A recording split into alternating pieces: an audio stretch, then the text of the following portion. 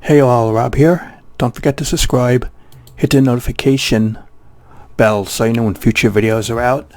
And the topic of this post, as the title might tell you, is Andor.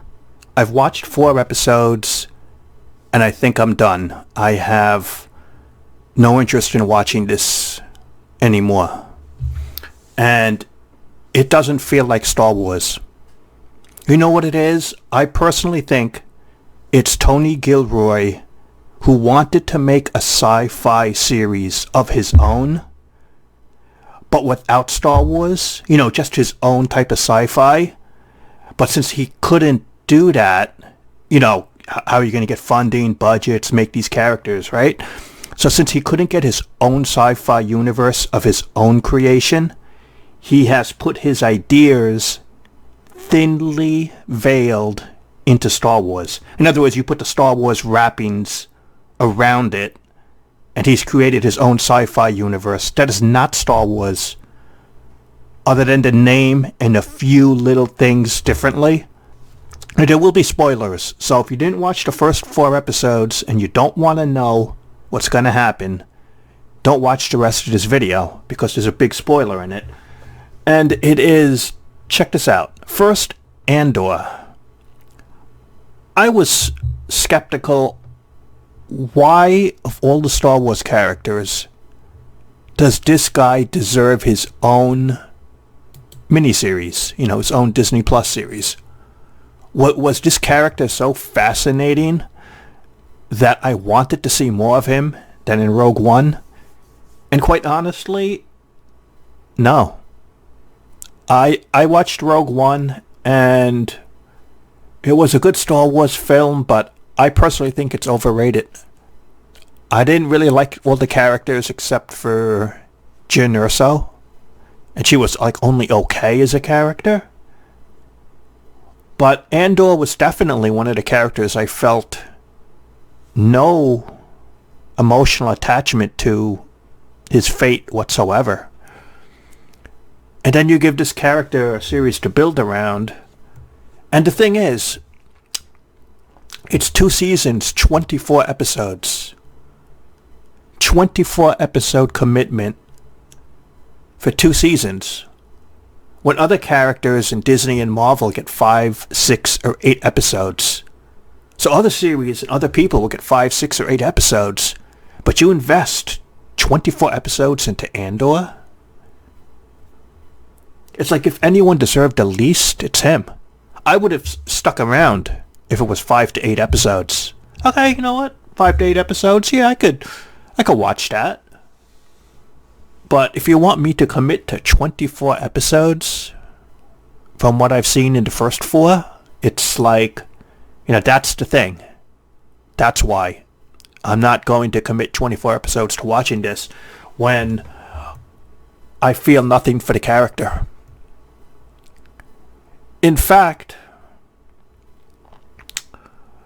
the only character with sympathy is what was supposed to be the bad guy, the top guy who was after him, which I'll explain.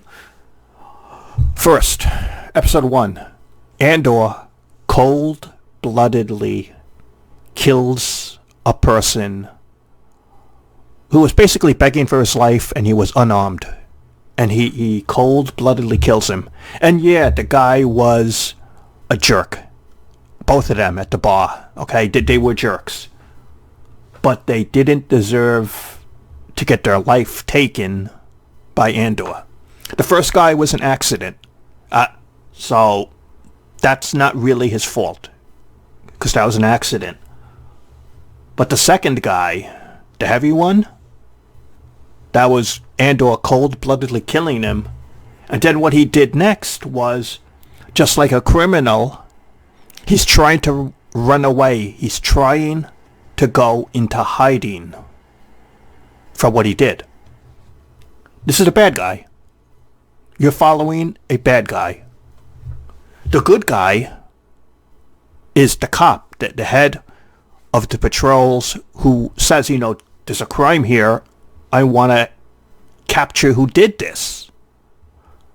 And then the guy above him is basically like, let this case go because we don't want to involve this stuff. You know, there was probably a drunken fight and then this happened and just let it go. So his superior was saying to the cop type guy, let this go. It's not worth pursuing. But the cop type guy with a sense of justice, like the actual hero, even though he's supposed to be the bad guy pursuing Andor, this cop type guy has a sense of justice of there was a killer who did this and I want to get the person responsible and lock him up. This is exactly what detectives do in real life on cold case files. Aren't they the good guys? You know, there's been a crime committed. Someone's been killed. It's been unsolved, whether it be a week, a day, a year, 10 years, and then someone is digging the case up, doing detective work, and trying to catch the responsible killer. So this cop guy, he is trying to find Andor and just to hold him accountable, to bring in the criminal for his crime. And Andor is on the run. And then what happens is basically Andor escapes, everything goes wrong, the cop guy gets fired, and has to move back in with his mother. He's the sympathetic character. He is the character of sympathy. Now, I don't know what's going to happen to this character, but at the end of the day, when season 2 is done, if he's still around, he should actually be a hero. I mean, he should actually be like one of the best rebels or some type of top guy, because he has good moral values that he's displayed so far. He's the only character that has displayed good moral values in Andor in 4 episodes. The lead hero is despicable. He kills people in cold blood. He's pretty much indiscriminate. When he's trying to escape Andor and Luthen, they're having this big battle, right? And they're killing a bunch of these cops after them. He, in episode 4, doesn't feel any regret that Luthen and him killed a bunch of, basically, cops who were on their tail. No regrets for blowing them up, what happened in that shootout, nothing. He doesn't feel sorry, he doesn't mention it. And the thing is, you know, it's like, oh, you want to really hurt the Empire? We're going to steal their payroll. I was like, what? That is the big episode 4 plot? That you're going to steal the Empire's payroll? Just like some 1990s bank robbery movie? It's the best you got story-wise? But also, you know, why it doesn't feel like Star Wars is, check out The Mandalorian and check out Boba Fett. See the population of aliens, of otherworldly characters. See it, you know, see the background characters, the otherworldly feel that takes you away from reality. And in 4 episodes of Andor, there's been either no aliens or just about none. It's all humans. It doesn't feel, in texture, like Star Wars. And it doesn't have any characters I like. Except for maybe that bad guy cop who knows what happens to him.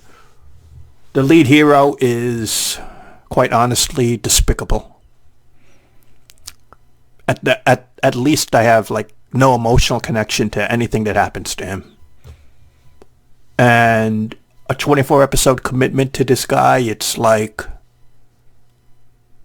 I think I'm done. That's it. This is the Star Wars series that I have no interest in. Primarily because it's 24 episodes, 2 seasons. If it was 8 episodes, I would have been fine with that. I didn't watch the Kamala Khan Miss Marvel. I have no interest in it. I've seen enough reviews to know that She-Hulk is despicable. I almost wanted to get the She-Hulk action figure just for the MCU, the She-Hulk is despicable as well, and I'm not going to buy that toy. I'm just not. And the only episode I will watch is the one with Daredevil in it, because it is Daredevil, and I want to see what happens and see him in costume. So I have no interest in the She-Hulk, no interest in the Ms. Marvel, no interest in the rest of Andor. You know, these Disney Plus Star Wars series are just a turnoff. They keep getting worse. I think it's hurting, long-term, the branding of these universes rather than helping it. And Andor is just another case. And so that's the review.